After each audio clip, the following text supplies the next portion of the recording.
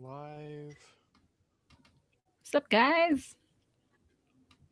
and Middle of the day? Oh, so exciting. On a Monday?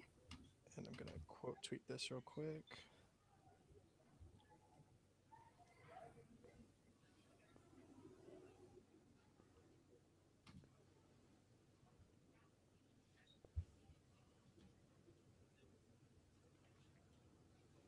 Okay,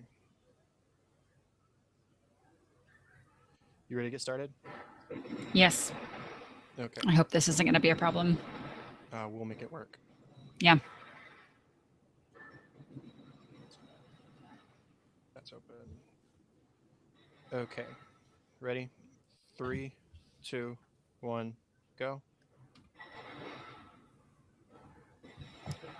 This is An American Workplace, a podcast dedicated to rewatching and discussing NBC's beloved mockumentary series, The Office. My name is Katie White, and joining me, as always, is my good friend and co host, Chad Hopkins. What's up, Chad? Hey, happy Thanksgiving almost. Happy almost Thanksgiving. Yeah, Yeah. we are recording on Monday the 19th in the middle of the day. It is 3 o'clock my time, and it's nice to be wide awake and do this. Yeah, Maybe I'll make work more sense. schedules being what they are, sometimes Yeah, we can't help it. But yeah. we're glad to be here. Hello to everybody who is hopefully going to be tuning in. Looks like we've got one viewer so far. So hello, mystery viewer. But yeah, it's Thanksgiving week. We're thankful for all of you who listen to the show every week. We certainly wouldn't be here doing what we're doing without all of our listeners. So thank you. Thank you especially to all the patrons who do support us financially as well. And yeah, let's go ahead and get into things. We have just a couple of introductions, or we just have a couple of emails to get to, one from Jesus and one from Leslie. Thank you both very much for reaching out here as we approach the end of season 6. My goodness. Can't believe it. So, today, our first episode of discussion is The Chump, second to last episode of season 6. Aired on May 13th, 2010. Directed by Randall Einhorn, written by Aaron Shore. In the aftermath of learning that Donna is married to someone who is not Michael, the office prepares for him to be extremely depressed, as he often is after a relationship gone wrong. But instead, they learn that he's doing the worst thing possible, continuing his relationship with a married woman, despite knowing full well that it's morally and objectively wrong to do so. Pam and Jim struggle with baby at home exhaustion at work, and Angela and Dwight try to resolve their issues over their child rearing contract.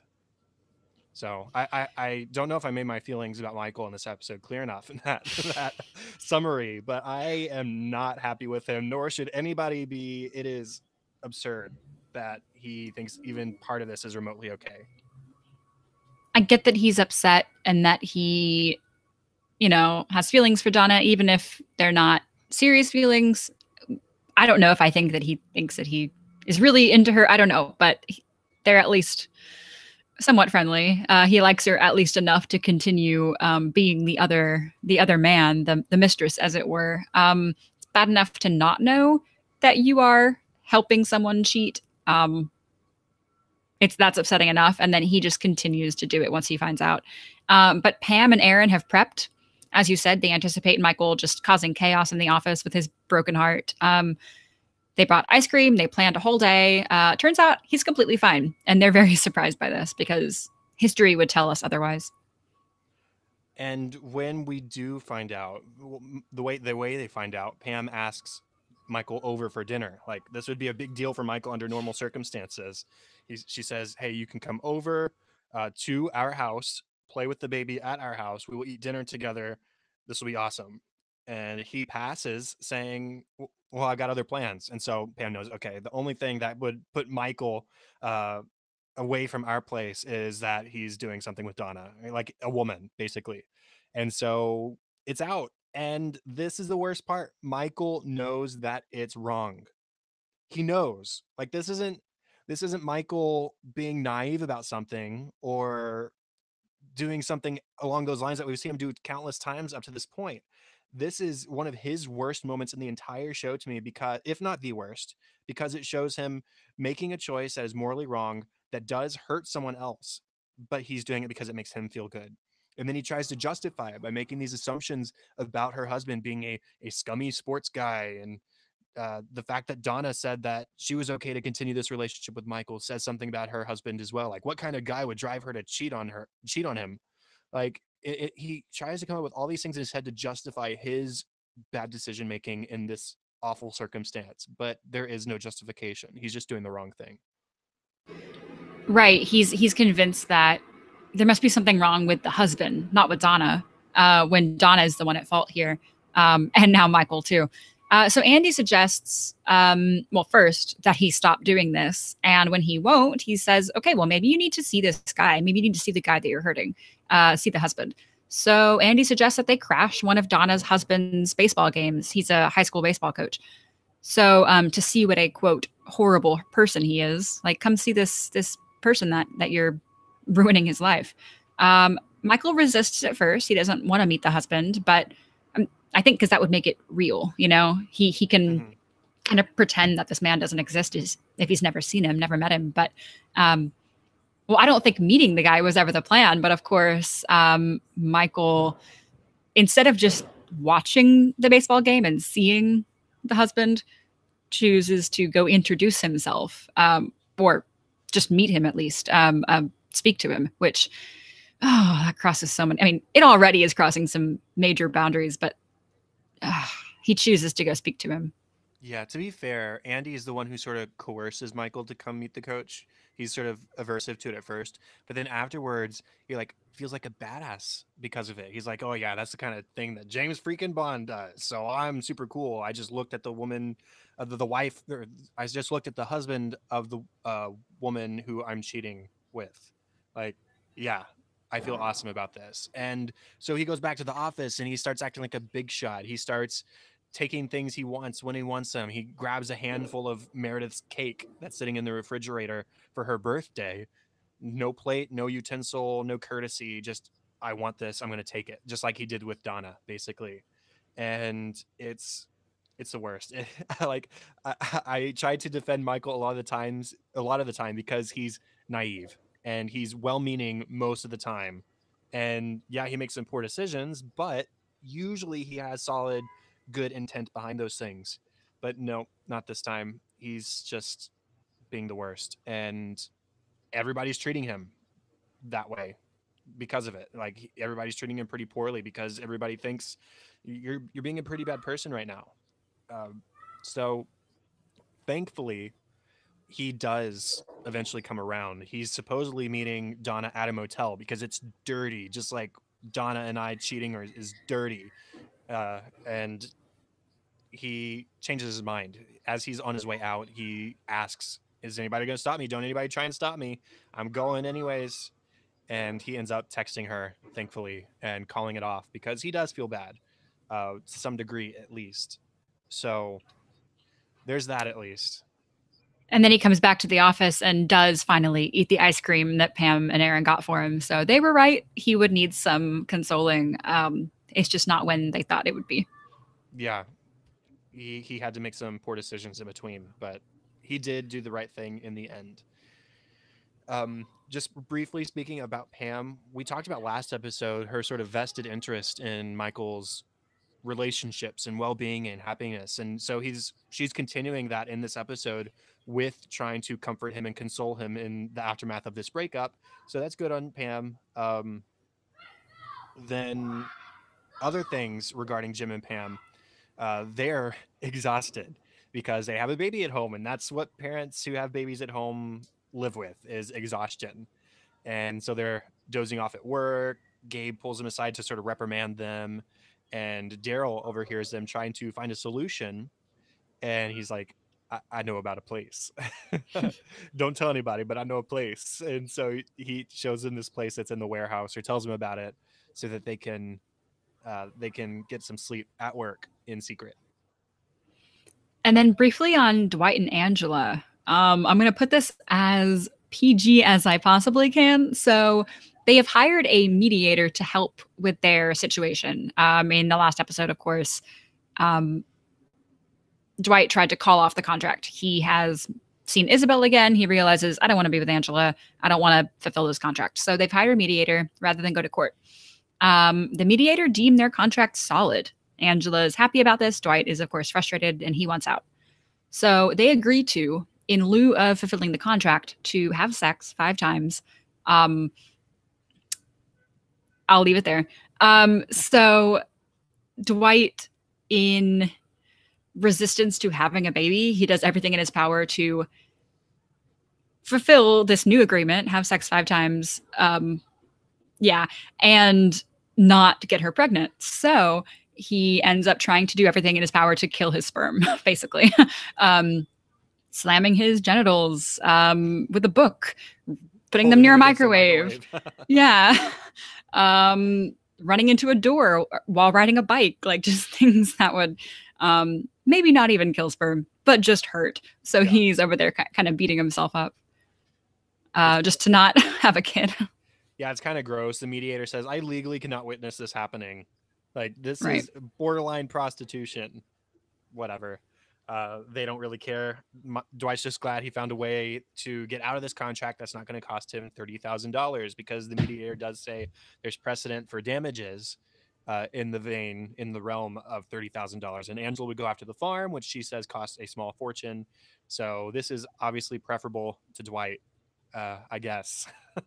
Self-mutilating his crotch while also getting to have sex afterwards. So it's the dream. I don't know.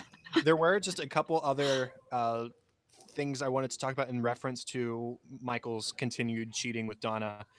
First, I just wanted to mention, we don't have to linger on this, how much it sucks for Andy to be forced to relive his experience of being cheated on by Angela because of Michael.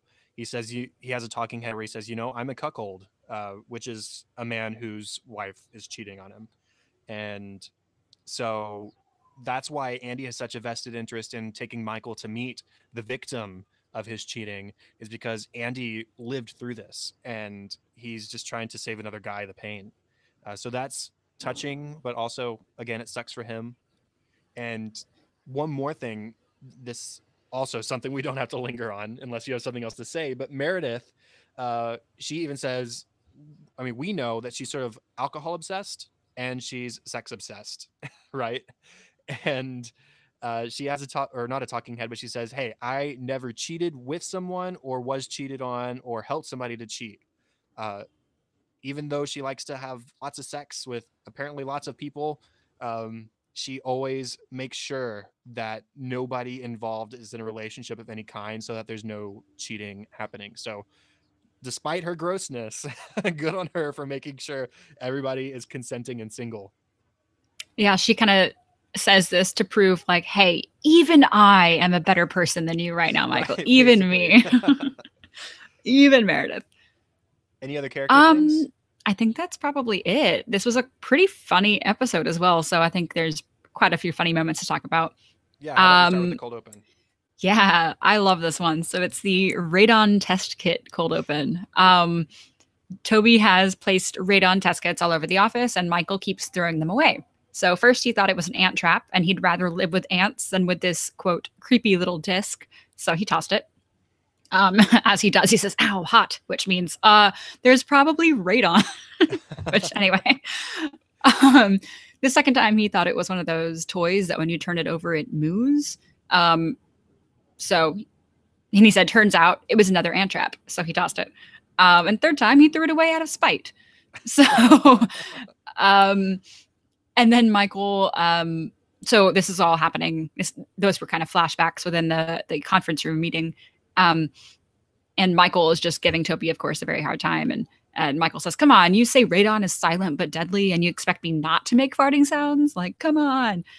And he goes on to just, of course, describe his hate for Toby and how much he just doesn't, A, want these radon test kits, and B, want Toby alive, by saying that if there were, if he had a gun with 2 bullets and he was in a room with Hitler, Bin Laden, and Toby, he would shoot Toby twice.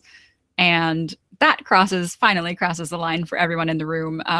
There's a bit of an outrage. So Dwight lines up Andy as Bin Laden, Phyllis as Hitler, and Toby, of course, as Toby, and demonstrates how he could kill all 3 of them with just 1 bullet. Yeah, efficiency is the Shroot way. Yeah. So a lot in that cold open. Yeah, I love the very start of it when Toby is in the conference room talking to everybody. And he says, "I'm placing radon test kits all over the office," and then he like snaps at Michael. "I am putting radon test kits all over the office. Do not touch these." He's just like snapping at him. It's really funny. Um, Do not. right. Yeah, that's great. And going on with Michael, funny moments. He is getting scorned by everybody else in the office for continuing to cheat with Donna. And he says, "Since when is this an office where we delve into each other's personal lives?" Always since you became manager, I suppose. It's Yeah. been a while. Um Michael sorry.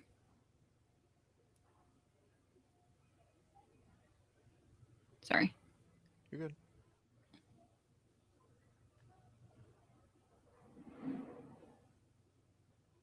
Michael says, people, this is Scranton, and many people consider that to be the Paris of northeastern Pennsylvania. I don't think they do. And then he says, and in Paris, it is rude for a woman to have less than 4 lovers. Again, I don't think that's considered rude. Um, and Kelly is skeeved by this. She says, "Ugh, Ryan, I don't want you hanging out with Michael anymore." And Ryan just says, "Okay." As if I needed a reason. It's like, great. Thank you for that permission. I haven't been hanging out with him already. When Andy first comes to Michael to again scorn him for continuing this relationship, he says, "In any cheating movie, the guy getting cheated on is the hero. You are Ali Larder. I'm Beyonce." Michael says, "I am Beyonce always." Andy Not says, this "Not this time. time." Michael says, Yes, "Yes, I I am." am. I am Beyonce always. Classic Michael quote. Classic. Always. Um, Also, Michael, while we're on him, he comes back from the baseball game feeling super confident, if scummy, but mostly just confident. And he has stolen the team's orange slices. Um, Michael starts throwing loose orange slices at people. Um, he says, "Orange slices, there you go." And one hits Oscar's shirt. He says, "Why would you throw something wet at me?" And Michael says, "You love it. There you go." And Jim asks if these were for the team. He says, "No, they just said Coal Hawks." Um, yeah, that's the team name, Michael. That's the team. Pam says, "I don't think that those were yours to take." Michael says, "Well, that wouldn't be the first time I stole something from Coach Shane." No, it's The worst. not. Oh, Uh, when when Michael announces that I'm going to meet Donna in a motel, Stanley speaks up and says something. "We don't care. Everybody's made up their minds. You're not going to change anybody's minds." Michael's only response is, "Okay, Morgan Freeman narrating everything." Like, yeah, you take that. Okay, what kind of oh, insult is that? dis. Um, I could talk about Michael all day, so I'll move on a little Yeah. bit to maybe Ryan actually had a couple of funny ones this episode.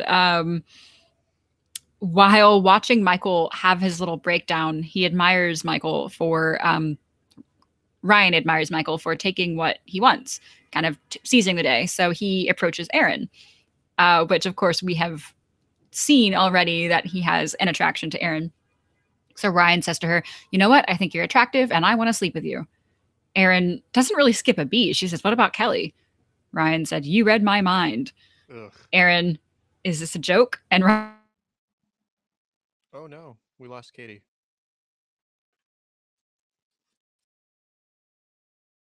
She'll be back. Stick around.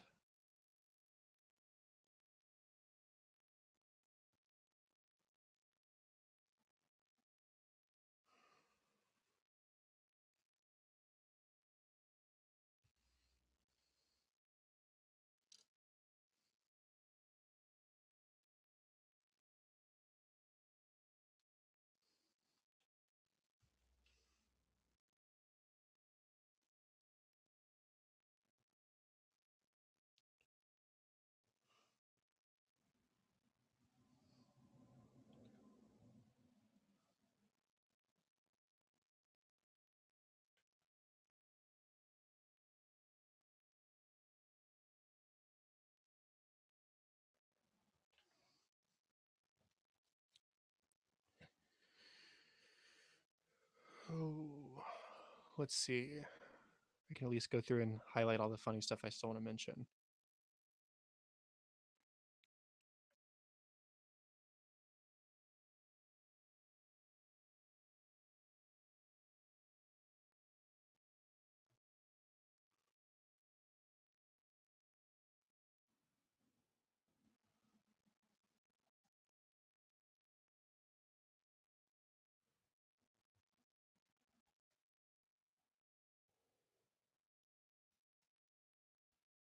Mm.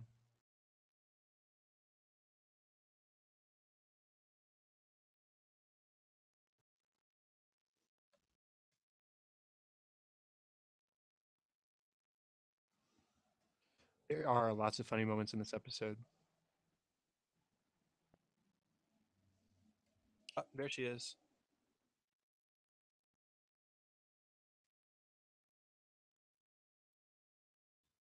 There we go. Hey.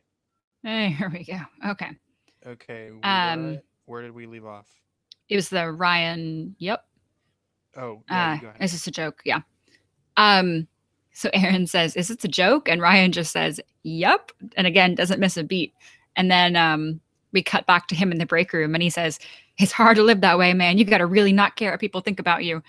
I don't know how you do it. I can't be that cold." He's totally like high and embarrassed on this interaction with Aaron, where he tried to be really bold and it failed. Yeah. I wanted to mention something I forgot to say earlier. When Pam invited Michael over to their house, she also mentioned playing Billy Joel rock band. Does that exist? Sure, it does.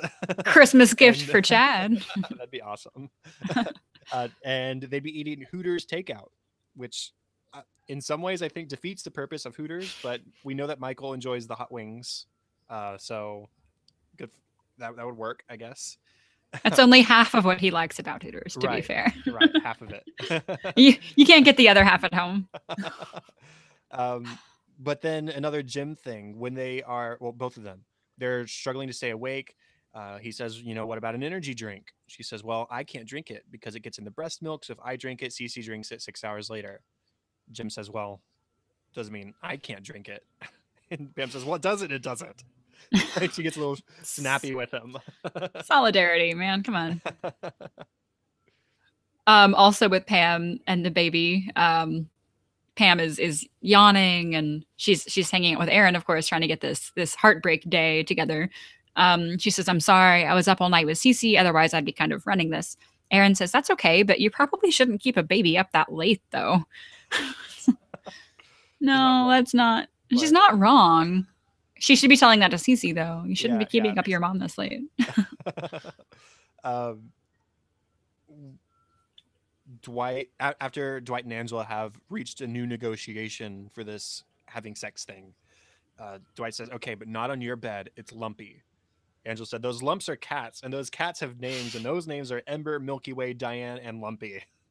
And I thought, do those cats specifically like to hang around on the bed? Because we know she has more, right? We know Right. she has more. So do they like to hang around on the bed, or has she like stuffed her bed with deceased cats? Or like I would say that sounds like a crazy thing, but this is Angela we're talking about. We've seen her lick a cat. Yeah. So like Some kind of bedspread. Like, I don't know. no. I don't want to know. I no. You need to cover Tucker's little ears. Yeah. Um, um, oh, another Ryan one that I wanted to mention. Kelly is reading an anthropology book. He questions this, and it's apparently she thought it was a book about the store Anthropology. Ryan says, "Well, I don't know." Sorry, he hmm. he questions why she's reading this book and why she was in that part of the store. And Kelly said, "Well, it's next to the baby section." Okay. Ryan says, "Well, that makes more sense. You should have said that at the beginning. I read a book about anthropology." Like, he's just questioning why she would be reading a book that actually teaches you anything. I want someone to one day talk about me the way Daryl talks about the secret sleeping space. Light bulbs burn out, so it's dark. and the backup generator keeps it nice and warm. Sometimes I think about it when I'm trying to fall asleep at home. That's my favorite part is when he says like to get to sleep at home. I think of our Yeah. secret sleeping space at work. It's better than home. Yeah. And speaking of the sleeping space, something we didn't mention earlier, when Jim and Pam eventually do go down there to sleep, unfortunately, that's the same time Dwight and Angela decide to bang it out for the first time on their new negotiated contract right beneath them. No So, sleep was had. no, I don't think so. Yeah. Um, and in the interest of time, maybe the last one for me is some reporters at the very end of the episode show up to the office right as Michael is like coming or leaving, and they are asking Michael about the quote rumors. They're referring to, we don't quite know this yet, but they're referring to the rumors about the printers that catch on fire that Andy discovered. Michael thinks they're talking about the rumors of him and Donna, and he publicly promises never to listen to his bodily instincts again. Um, and I'll believe it when I see it. yeah, right. And the reporter is confused and she clarifies, and Michael has no idea what's going on with these printers. So totally over his head, but he thinks that someone sent a news crew to learn about his affair with Donna. Apparently.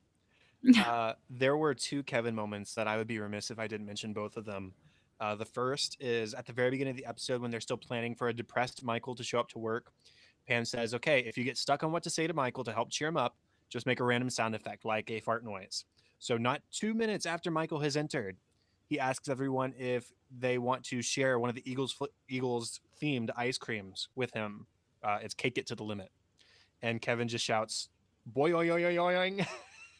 And Michael says, okay, that's random.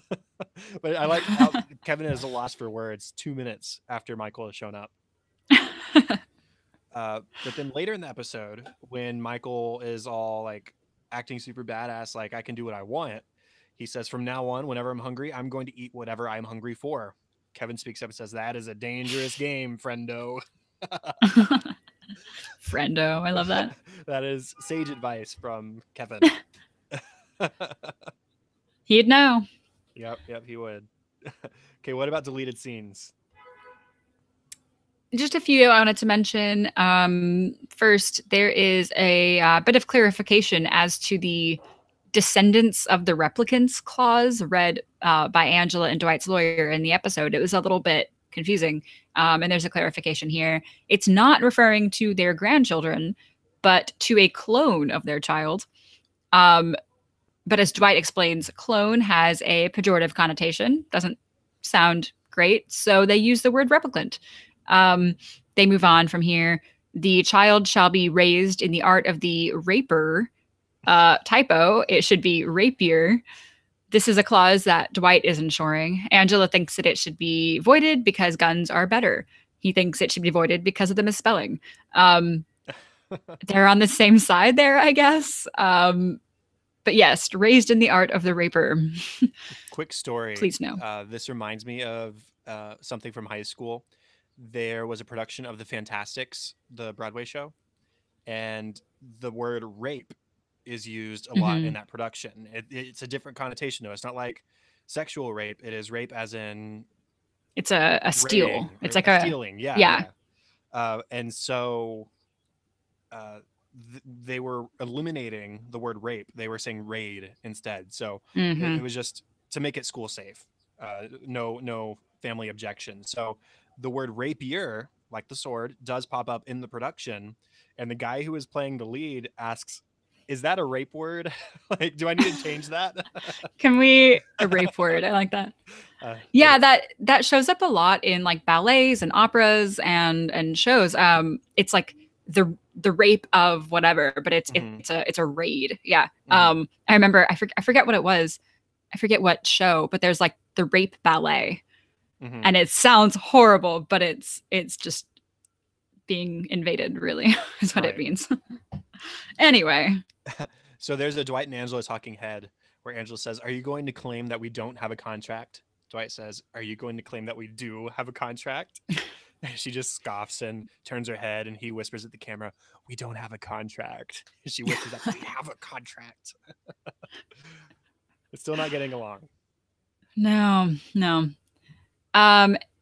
Andy adopted one of his regular characters named Trevor to confront Michael about his wrongdoings.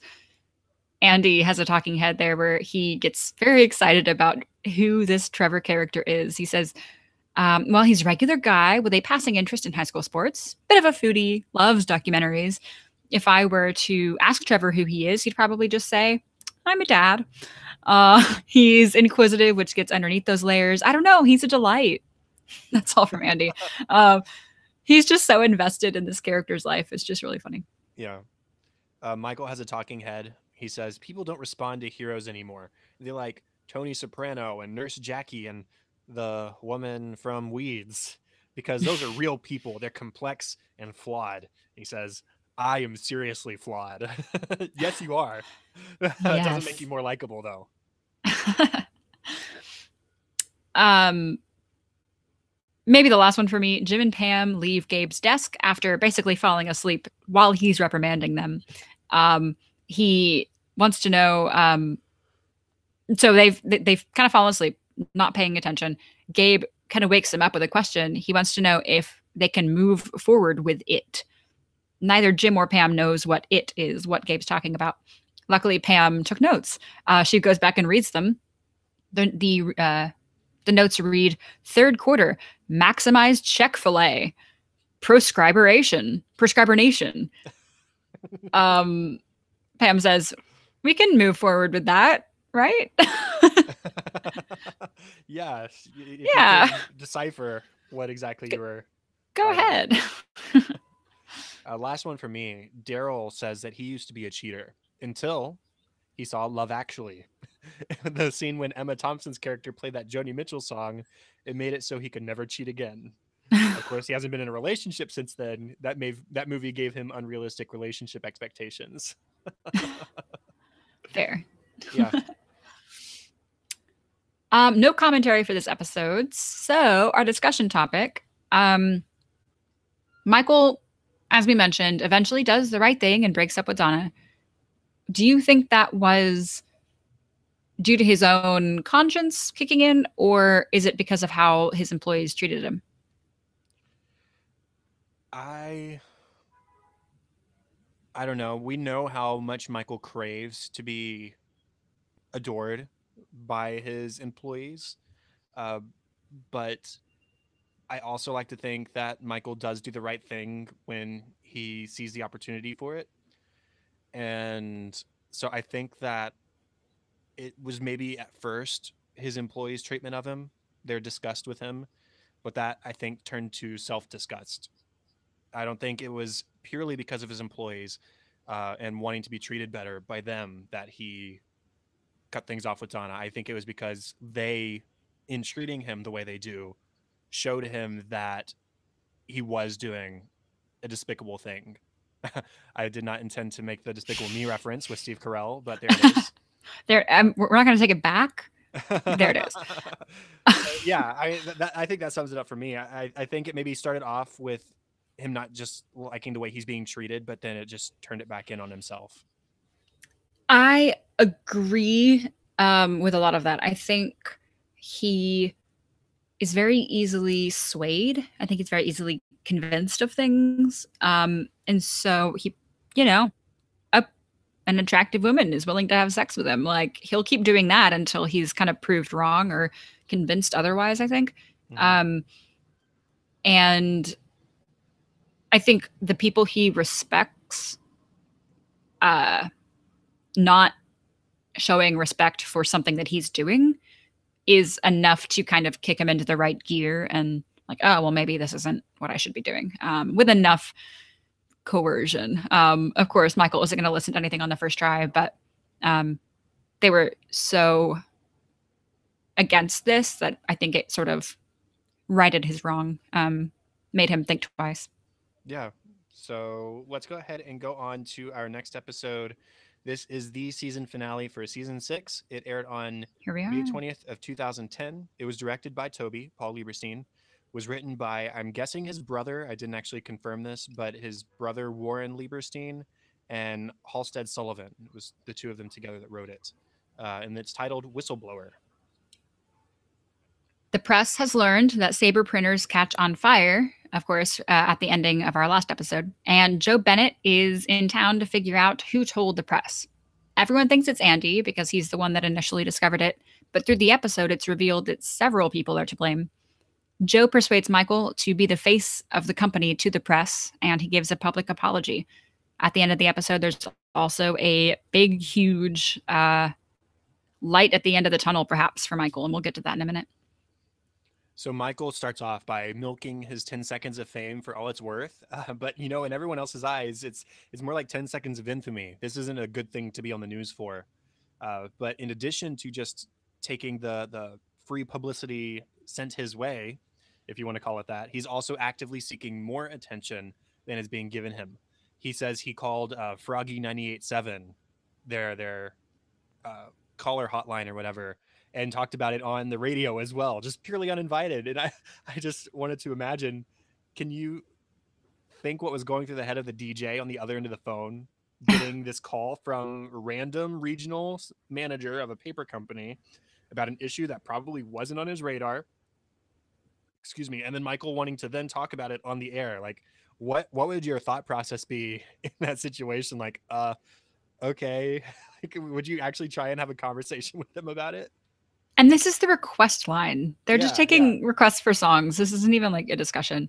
It reminds me of Stress Relief when Michael wants YouTube to come down and film his Oh roast. yeah. Like, just like, that's not how it works, man. Yeah, so he's very flattered by this, like, attention, really, instead of being, concerned about the printers that are catching on fire. Mhm. So Joe comes to Dunder Mifflin. She's livid that someone talked to the press. Does not want this kind of press. To Joe, not all press is good press, and this is not good press. Andy thinks that she's talking about him right off the bat because, of course, he did make that video and he talked to Daryl about it.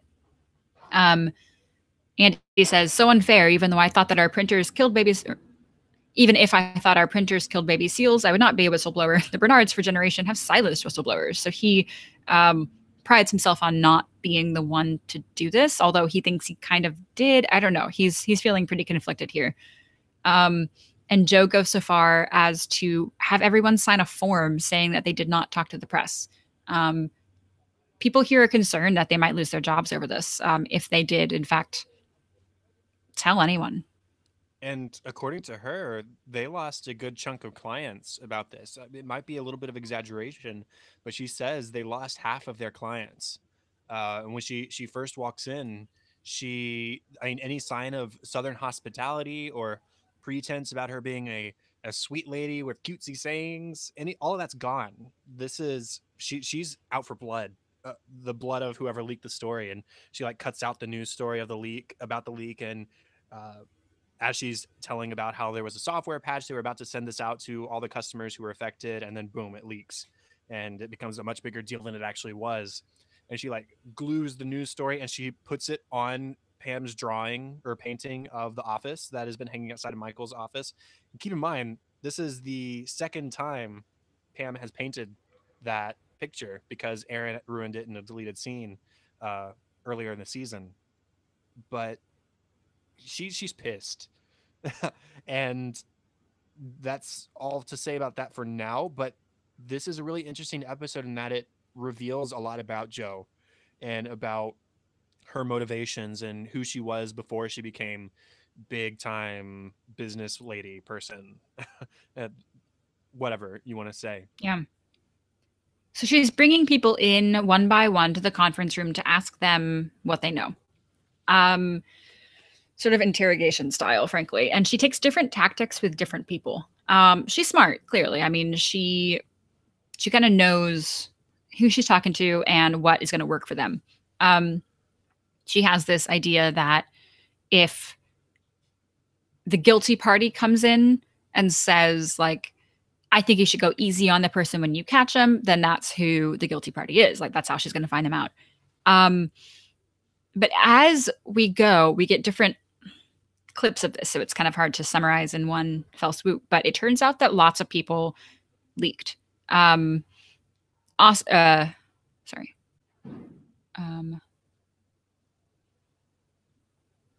Daryl first, right? Yeah. I have a list somewhere. It ends up being Daryl. Pam told somebody at daycare, I think. Kelly did, and even David Wallace, and Andy, of course. They all leaked. They all told somebody of importance, more than just a random stranger. They all told somebody who could have told the press or was the press. Um, so Michael meets with them and kind of tries to, I don't know, save their jobs for him, really, because they are now in a position where they could potentially lose their jobs. Because it is so many of them, they feel like perhaps it's less likely, but they have now kind of questioned Michael to talk Joe down. Because initially, when Michael went in to meet with Joe, he said, the fullest extent of the law, like give them the worst of the worst punishment. They deserve to die, basically. A little far. Um, but now that he learns it's so many of his best people, um, he has to go in there and say, we just need to let them live with what they did. Because it's so many of his best people. So now he goes back into Joe and tells her that, and she's suspicious. Yeah, she obviously knows that she obviously okay, goodness. She obviously now knows that he knows something, and she says, "I want to deal with it the way I deal with it." And Michael senses that probably means a bad outcome, and he keeps his mouth shut. So, again, last episode aside, Michael is doing what I think he does best, which is standing up for the people he believes in. And like you said, these are a lot of his best people, at least Daryl and Pam, especially, or Daryl for sure. Pam, I don't know if you could really classify her as one of his best people, but His it's one of his favorite. favorite for sure. Right. Um, and so Joe, instead of like choking it out of him, says, "Hey, come with me." And they take a drive to her private jet and they climb on board. And Michael's real nervous. He doesn't know exactly what's going to happen. He's sort of acting the way Andy was acting in what was that episode titled just a couple episodes ago, The Cover Up. Hmm. When he first learned of these printer problems, he thinks that he's about to be offed. But then Joe tells a story. She reveals that when she was a little girl, all she ever really wanted was to become a big business tycoon. She wanted to break the glass ceiling, do things no woman had done before, be a role model for other little girls, get a Barbie made after her. And she says, "You know what? I hate that what we sell are cheap technology, cheap printers. I hate that. But if I go out there and I issue a public apology calling for a recall, that's all I'm ever going to be remembered for. And any Barbie they make of me is not going to be played with." And so instantly, at least in my mind, she becomes a lot more sympathetic. This is a woman who has been trying for this state in her life for so long, and she doesn't want anyone to make her out to be less than what she has worked hard to become. So I really admire that about her. I don't know if it puts her completely in the clear, but that sort of hints at my discussion topic. So I don't want to get Hmm. too far into that now. But Then I'll I wait on my question because it may okay, be your discussion topic. Because I have a okay, question about this scene. okay. But I do admire Joe, and Michael is sympathetic as well, and he offers to sort of take the fall for her and issue the public apology and the recall himself. So again, Michael doing what he can to protect the people he loves. Yeah, so he kind of becomes the face of Saber for this press release, essentially, for this. I don't know what the word is. Let's just call it a press release. Um, so Joe is very appreciative of Michael doing this for her. She's leaving the office at the end of the day, and while they were in the plane, Michael kind of opened up a little bit and said, "Look, I've had a rough time recently. I think he says the last year, maybe. Um, he's just had he's kind of been down. He's been in the dumps for a while." And Joe, on her way out for the end of the day, says, "Hey, thanks for doing this. If I can make your life any easier, basically, let me know, and I'll see what I can do." And Michael says, well, kind of casually, "Hey, you can bring back Holly." Like, he's kind of joking. He had mentioned Holly um, in the plane. he had said, "Yeah, I miss Holly. She was this HR rep who moved to Nashua. She got transferred back to Nashua." So here in the office, he's like, "Yeah, huh, you could bring back Holly." Joke, joke. And she takes that seriously. She says, "I will look into it. I will see what I can do." And Michael is just like, I kind of have goosebumps thinking about it. Like Yeah. his face just completely drops, and he's like, I think it's nerves more than Mm-hmm. anything else. He's very happy, obviously, because he loved Holly, but um, maybe anyway, um, because he really cared for Holly, but he's just so anticipating what this could possibly mean for him if Mm-hmm. she got moved back. Other things that happened in the episode, uh, there were some things with Andy. There was first, again, he says at the beginning that he didn't leak the story, even though at the end it turns out, yes, he did. And we sort of assumed he did, and everybody else assumed he did. He says supposedly his family made their money silencing whistleblowers. He says Woody Guthrie even wrote a song about it called Old Mr. Bernard, Who Did You Silence Today, or whatever. But then at Right. the end of the episode, he confesses that he did it. I didn't want houses and schools to burn down. It just seemed like the right thing to do. And everyone's upset with him. Everybody is mad that he put their jobs at risk. Understandably, to a certain extent, but I do think Andy did the right thing. Mm-hmm. Aaron approaches him, and there's been no Andy Aaron contact aside from that deleted scene in the cover up when he wrote her a letter saying that all the things that he felt about her in case he got offed. Uh, Mm-hmm. and she approaches him and says, it was very brave of you. She agrees, yes, it was the right thing to do. She touches his calf because at the moment he is standing on his desk retrieving his bag from the ceiling, which people did in sort of retaliation for him leaking to the press.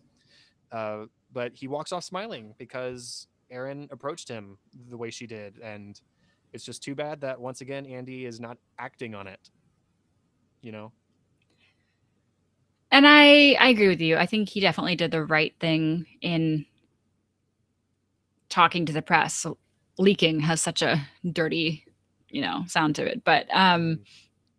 he was trying to do something for the betterment of everyone, of their customers for safety, rather than taking his own job into accord. So Mm-hmm. I agree. I think people were unfairly tough on him.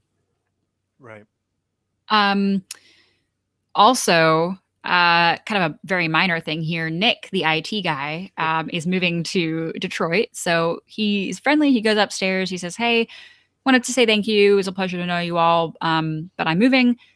And they just do not care. This is so awful. They just they couldn't even fake it and say, like, "Oh man, we'll miss you. Best of luck." They just don't care. And they don't even know his name. Um, and Spoiler. they said, "Oh, we preferred the old IT guy. He kept to himself and whatever." And they just don't care. So he gets peeved and outs Andy as the whistleblower because, of course, he was there to search everyone's computers for Joe and find out who did it. And he knew that Andy did it, and so he just outs Andy and gives everyone all the bird and leaves. Yeah. And so Andy definitely did do it. Yeah, he reveals a few things that he learned from their computers too before he leaves. He points at Ryan and says, "You aren't a photographer." I don't know if that means that he steals his pictures off the internet or something, and tries to pass them on his own, or he's just really bad at it. So yeah, you're not a photographer, you know. And he also says, "Kelly, you definitely can't fit into a size 2." He says, "Daryl, you're on Facebook, man. Everybody just wants to be your friend on Facebook. Why do you tell them you don't have a Facebook?" And then yes, Andy Boom is the whistleblower. He emailed the editor. So there's that. There was one last thing to really mention, and that had to do with Dwight, who Yes. when he went in with Joe to the conference room to get interrogated to see if he was the one who leaked the story. Uh, he says, "I didn't do it, but here's a list of people you can fire," and it looks to be pretty much everybody in the office except for him. Uh, and she says, "Yeah, you've had a good year. Uh, are you turning your money into more money?" And I love that his first response is, "Are you referring to alchemy?" No, but she's No, referring we're to not. investing in property. And so he starts looking into properties. He gets a real estate agent to look for him, and the the first one they find, or a promising one, is it features an underground basement, like a lair. So he's excited about having a lair of his own. But before he closes on that property, he has an epiphany. He's outside talking on the phone, and he turns around and he sees the Dunder Mifflin sign and the Office Park sign. And he looks at the building. He says, "Hey, how about you make an offer on this Office Park, 1725 Slough Avenue?" And that's basically the way it ends. Is Dwight awaiting confirmation of him buying the office park that houses these businesses? Yeah, so things could potentially really change here, both for Dwight and for all of the tenants of this building. Funny moments. You want to cover this cold open? Sure. So this isn't a true cold open because it does tie into the rest of the episode. Right. But Michael is asking everyone to watch his clip on the WBRE news site instead of working, so that his clip can be more watched than the teacher who was wrongfully accused of being a pedophile. He says, "We can't let the pedophile win again."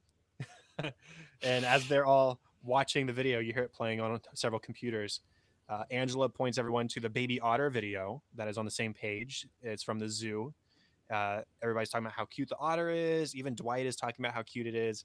Michael in his office it has the video pulled up and he says it's not even that interesting. It can't even stand up. And then he's like watching the video. He gets caught up in it. And, oh, there he goes. And he forgets, oh, I'm supposed to be mad at this video. Like puts on a face. uh, but also, did you have anything to say about the cold open? Yeah, just that when it cut to his talking head in his office, it's just a line that I say all the time is, "Oh, really, a baby otter? Okay, count me in as who cares." We also get a couple more DEF CONs in the cold open, which is the second time Yes. it's appeared. The first time was back in The Job when Jan wanted to get back with Michael after he broke up with her in Women's Appreciation. He said DEF CON 10 when Jan showed up, and then DEF CON 20 when she wanted to get back together. Here he says we are at DEF CON 5 because apparently everybody watching his news clip is of that importance. But here's the thing, I looked it up. DEFCON stands for Defense Readiness Condition. It's for the U.S. military. And 5 is the least severe. 1 is the most severe. So Michael is unknowingly reverse ranking these levels of Mm-hmm. importance by increasing the magnitude. Yeah. And DEFCON 10 and even DEFCON 20 would be, if they exist, incredibly unimportant. Right. Okay. Incredibly. I actually have a DEFCON level that I use with my boyfriend regarding how hungry I am. He says, "What are we on here?" Because I get very hangry. I'm like, "Oh, it's okay. We're only DEFCON 3." Oh, that's so great. And he's like, "Okay, but two's coming." So but I'm guilty also of flipping the numbers. So now I'll remember. So Joe wants everyone, of course, to sign that form saying that they didn't talk to the press. And Michael tries to stick up for everyone. He says, "Look, I know these people. I know when their birthdays are. I know what their favorite type of cake is. I know what their favorite color of streamer is." And Joe just says, "These are all birthday facts." Yes, they are, but Michael knows them. When he gets called into the conference room with Joe first, so he gets interrogated, she says, what should we do with the guilty party?" He says, "We should give them a one-way ticket to Montego Bay, where they keep all the Al Qaeda." Montego Bay, of course, is Go ahead. a beautiful, beach in Jamaica. Yeah. I think you mean Guantanamo Bay. He says, "Yes, that one." That's the one. Montego Bay. Oh, I love this one. So IT guy Nick is searching in the computers, and Kevin is surprised by this. He says, "Oh, you are?" Nick says, "Yeah." Kevin sprints as fast as Kevin can to his desk, and on his way, Nick says, "Up, already got yours, Kevin." And Kevin jogs back. He says, "No, that's cool. Sometimes I run. I'm a runner." No. No, you're not. And he's just puffing. When Michael goes to Daryl, because Andy puts him on Daryl's trail in regards to leaking this news, Daryl says, "Yes, I was talking with this girl at the bar. I think she could sense my sadness." Oh, poor Daryl. And Michael says, "Oh God, Daryl, Was she cute? And Gerald just says, no. Goes, oh No. God, no. She wasn't even cute. How is this worth it? What were you doing? Joe called Toby into the conference room to discuss, and Toby says, look, I didn't do it. Joe says, I know you didn't, but look what I found. And she has found Toby's mystery novel that he's been working on, and she skimmed the first chapter. And she has some advice for him about the book and just like character stuff. Why would this man do this? Shouldn't he do this instead? Toby, they cut away to Toby for a talking head. He says, write your own damn novel. I love This is somebody mine. finally shows Toby interest and he Yeah. turns it. Like, I don't Right. want you write your own. It's like the first person ever to care about what he's doing. Right. Even if she's giving constructive advice, no. Right. She seems invested. Like, yeah. run with it. Yeah. Pam then confronts Michael and says, I also leaked the story. And Michael goes, oh, my mind is going a mile an hour. Pam says, that fast? That Wow. fast.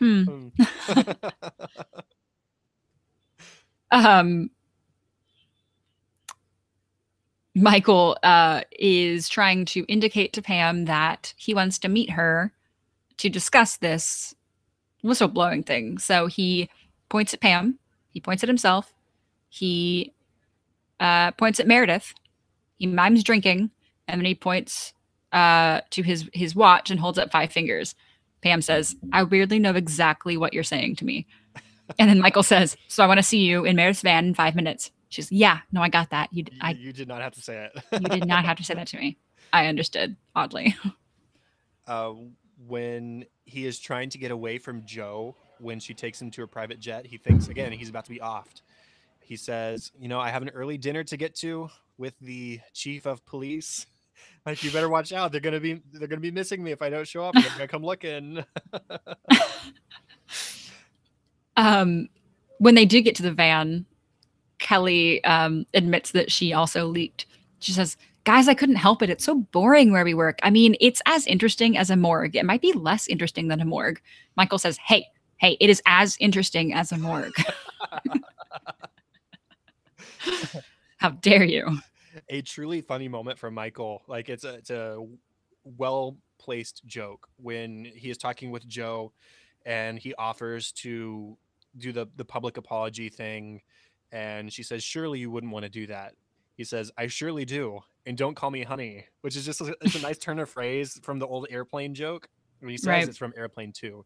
But it's really clever. Even if it's unintentional, it makes Joe laugh a lot too. And they're on an airplane. I mean, come on. Yeah. We get woof this episode. So this is Ryan's site that he's launching to be the last word he says in social networking. So for just $12.99 a month, goodness gracious, Woof will link up all of your communication portals so you're always within reach. It will fax you.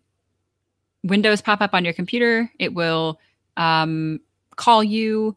You'll get like a page. If you have a pager, it'll text you. It just does every mode of communication that you have. You'll get a notification, which just sounds like the worst. You have to go through anyway. But he's very proud of it. When Pam reveals to Jim before anybody else that she also blew the whistle, and she says, what if we tell Michael or tell Joe or tell somebody? He says, yes, this is a very good idea. This is good. Let's get all the bad ideas out now. Flush them out.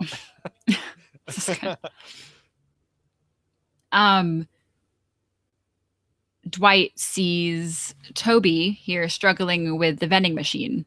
Wait, was this a deleted scene? No, we didn't get deleted scenes. Toby sees Dwight struggling with the vending machine. Opposite. Dwight sees Toby. Yep. Dwight sees Toby struggling with the vending machine. His snack got stuck, and so Dwight gives him a hand tilting the machine.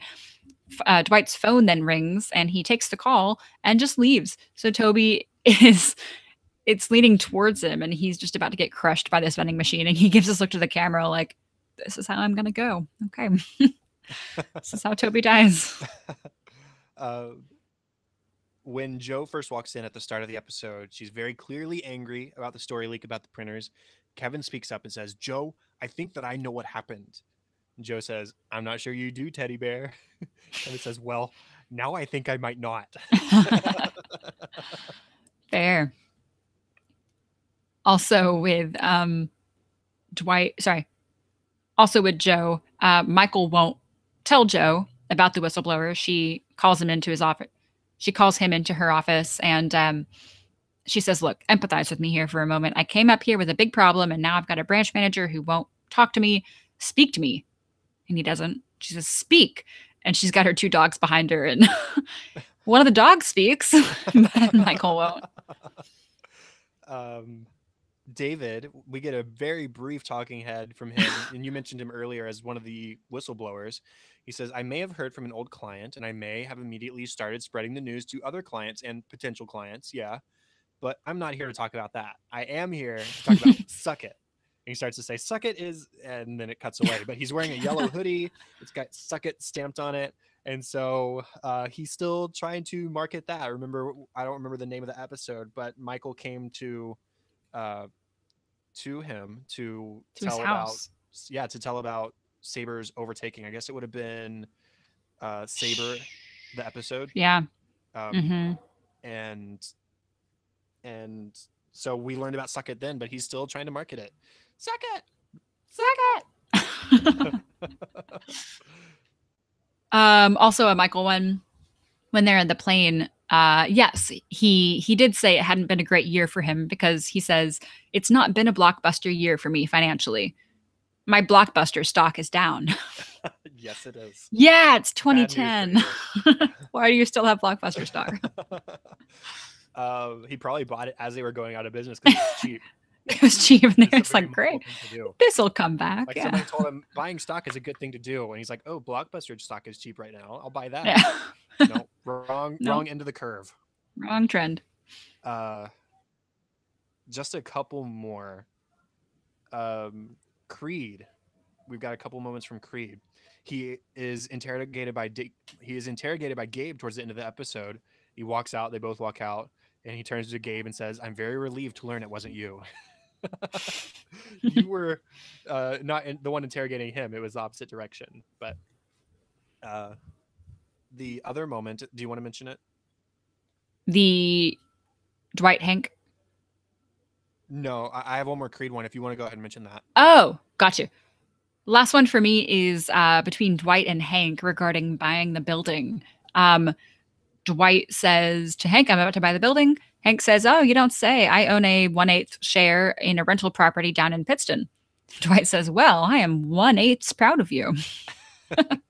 I'm buying the whole building. So, And he also tells him, get used to that chair, or don't get used to that chair. Enjoy it while you have it, because when I own this building, you're going to be standing like Buckingham Palace.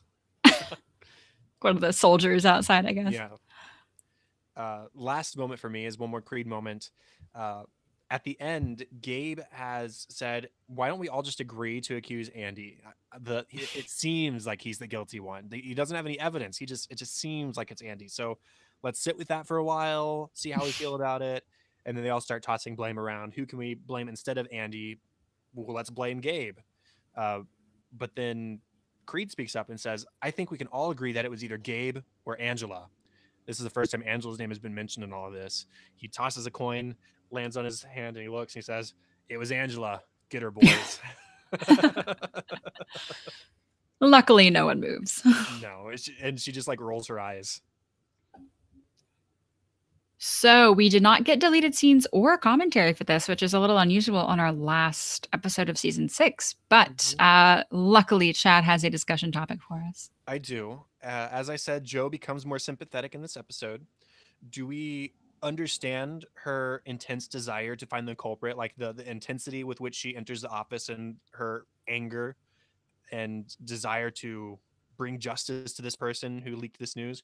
Or is she not justified in that moment just because we know what brought her to this moment? Oh no, we lost Katie again. Right after I asked the question. We'll just have to wait to find out our answer. Hmm? Who's watching? Can you comment? Tell us. She'll be back in a minute. Anybody?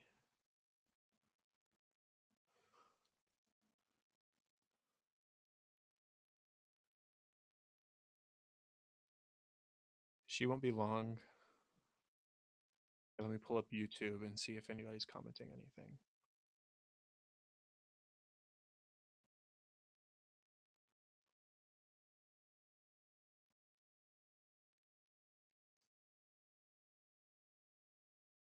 Okay.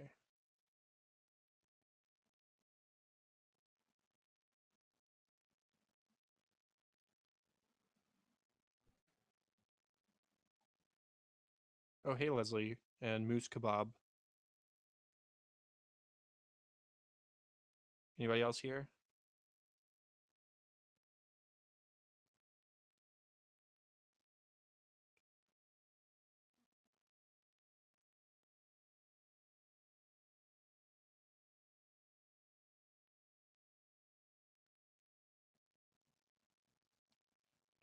She'll be back anytime.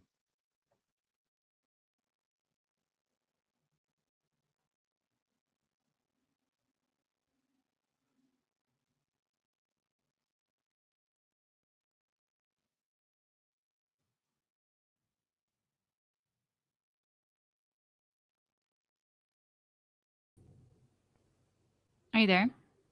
Yeah, I'm here. Oh, there Can you hear are. you. Cool. Okay. Hey, Hey. didn't have picture for a second. Okay.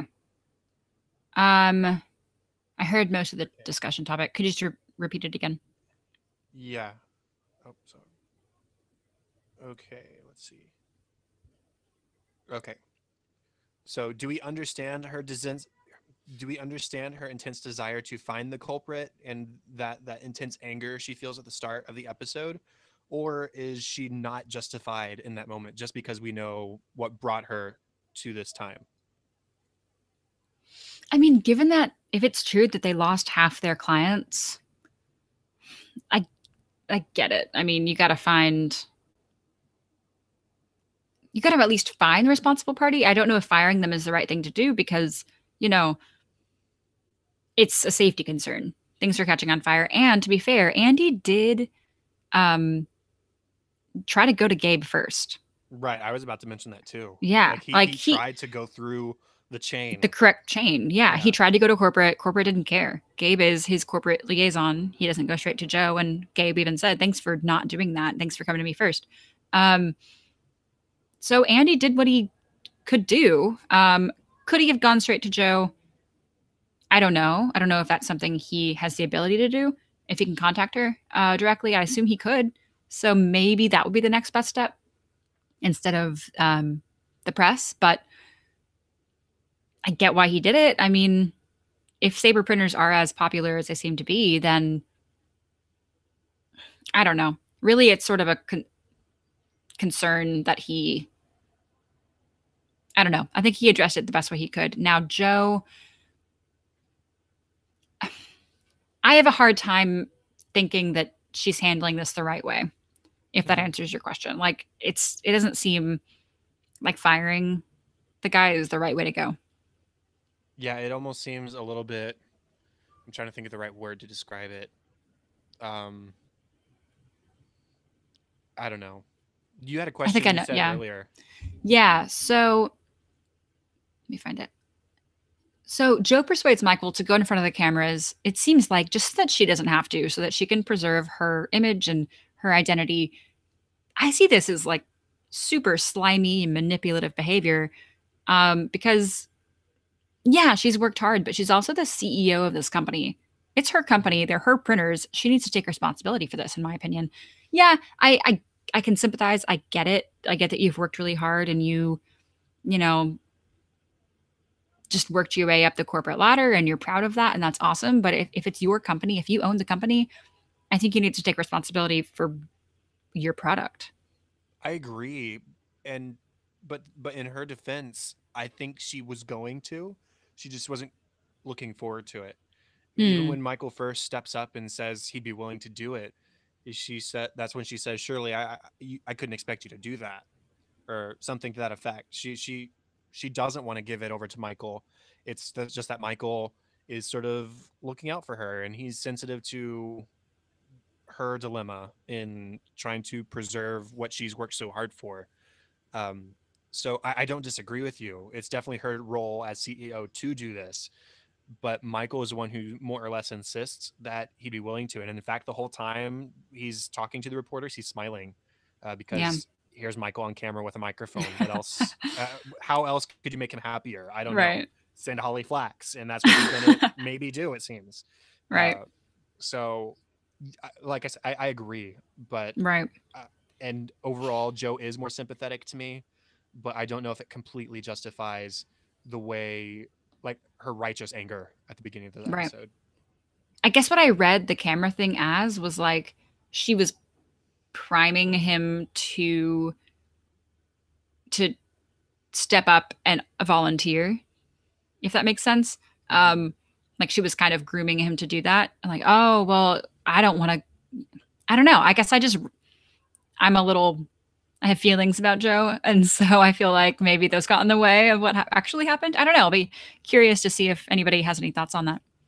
Yeah, I mean, I like her, but she Hmm. definitely does have the dark side, and we Yeah. see the bulk of that in this episode. I don't think we Yeah. get much more like that kind of anger in the rest of the course of the show. Right. So that's the end of season 6, everybody. Yeah. 3 more to And go. yeah, as we do at the end of these, we talk about the rest of the bonus material that is on the DVDs. So first up is the webisodes. The podcast is what it's called. Funnily enough, we're about to talk about Yeah. the podcast on a podcast. I do want to mention real quick, and this is aside to you, Katie, as well. Uh, Season 6 is when the subtle sexuality music videos happened. That's the girl group that Aaron and Kelly formed together, and they're not on the DVDs anywhere. So we might have to try and talk about that, like first couple episodes of season 7 or something. I think it's on YouTube. Yeah. I've never actually seen that. Yeah, Um, I was looking earlier because I thought it was around this time period, and it is. It was released sometime during season 6. So if everybody wants to look up subtle sexuality, we'll probably find some time to talk about it, whether it's on this episode or whether we just do a quick bonus episode sometime and talk about it. right. Yeah, because Kelly mentions it here Right. in this digital short, the podcast. So, brief overview of this. Oscar has a blog with anecdotes about being an accountant and also with some sprinkled in decorating tips. Yeah. So, Joe found this blog and it's now on the Sabre website. She liked it. It's on the homepage. So, oh, which by the way, this is also the mandatory homepage for the entire company. Mm-hmm. So Gabe is essentially jealous of this. He wants to do something to impress Joe as well. So he starts a podcast, wanting it to be featured on the website as well. The first person to agree to do the podcast was Kevin, which love him, but maybe not the best,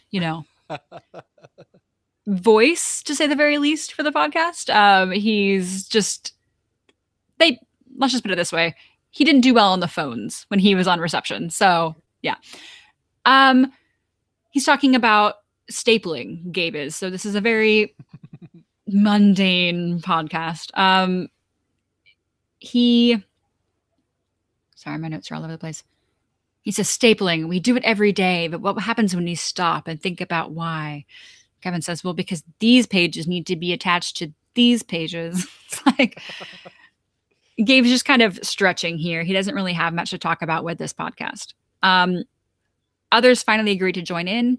Of course, they think that it would be much better if it was a video podcast or, a blog or a vlog, essentially. So they kind of treat it like a talk show. And so Gabe is the host, and he has Kelly and Meredith and Kevin, and they all just sort of like, none of this is what Gabe actually wanted to do. His whole bit was, let's talk about having it all, what that means to you. And first, they all say the same thing, job and family. And then they just go on this show and talk about anything but that. And this is long, but essentially it's a huge failure. Yeah, it's funny. Meredith is the one who says, I have the camera equipment, I have the lights, I have the release forms.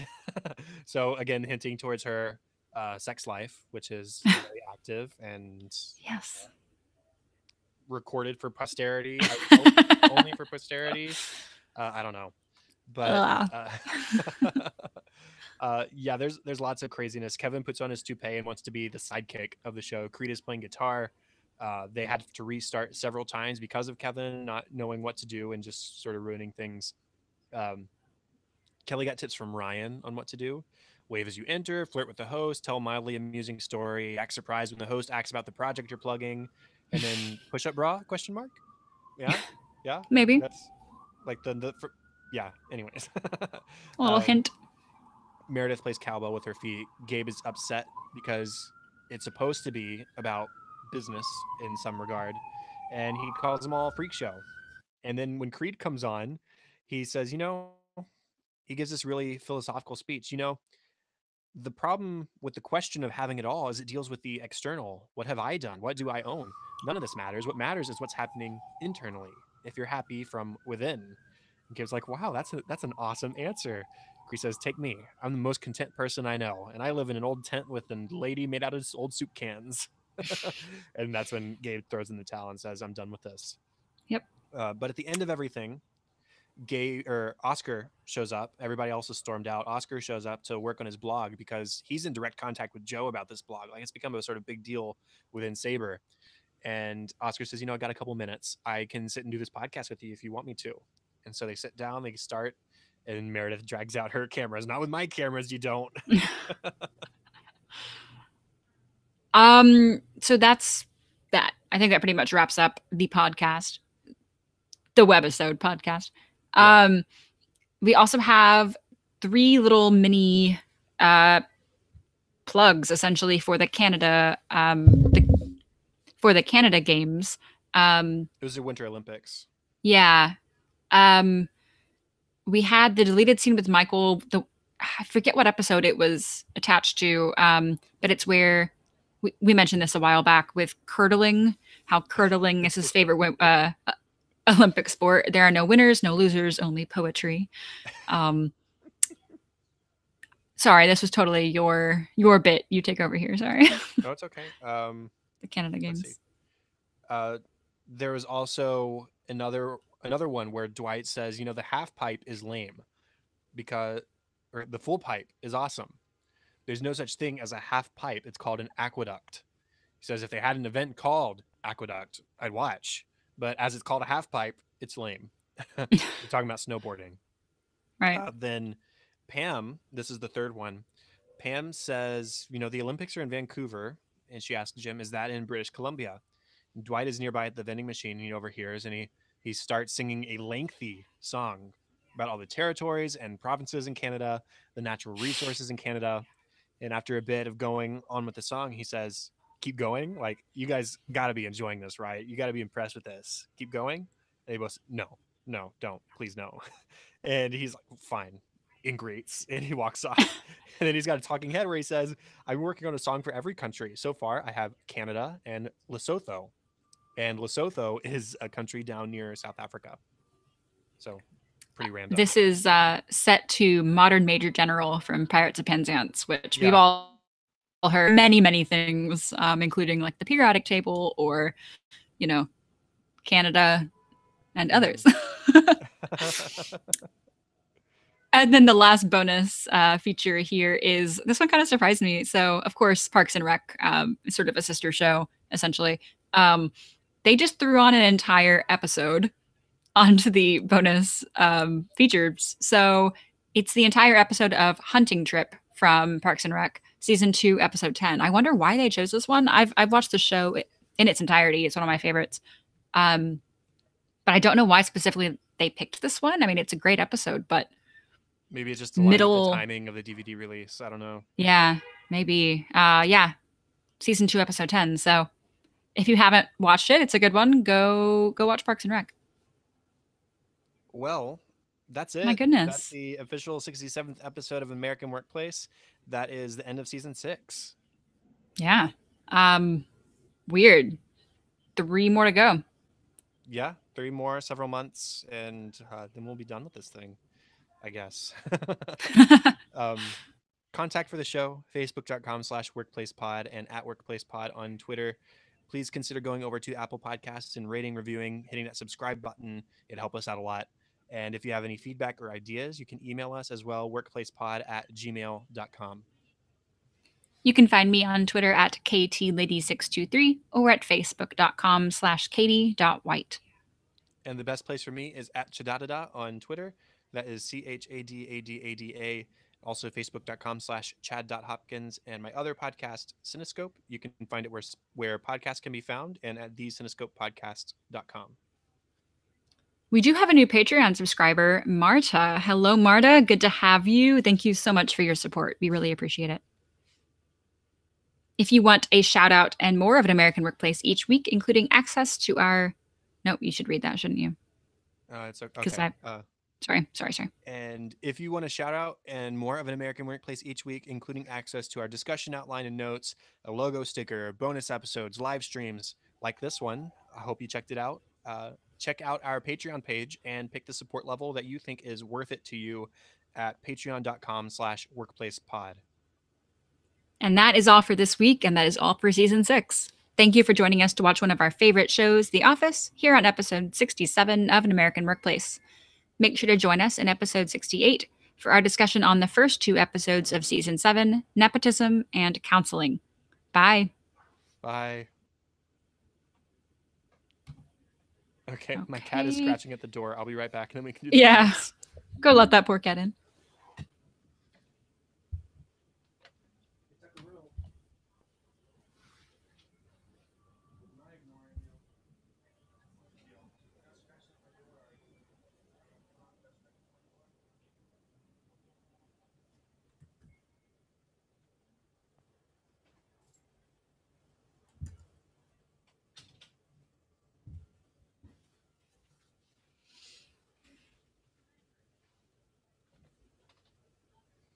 Here he is.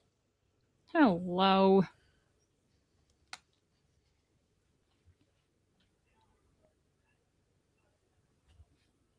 Yeah, I've already named my future cat. It's becoming a problem. I really need a pet. I'm going to get an orange tabby and name him Cheese. Nice. Easy. Yes. Easy. Okay, that is exporting. Oh my goodness, he's needy.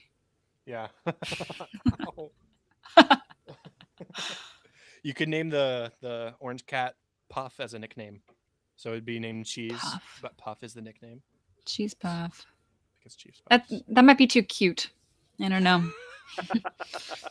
You can't have that.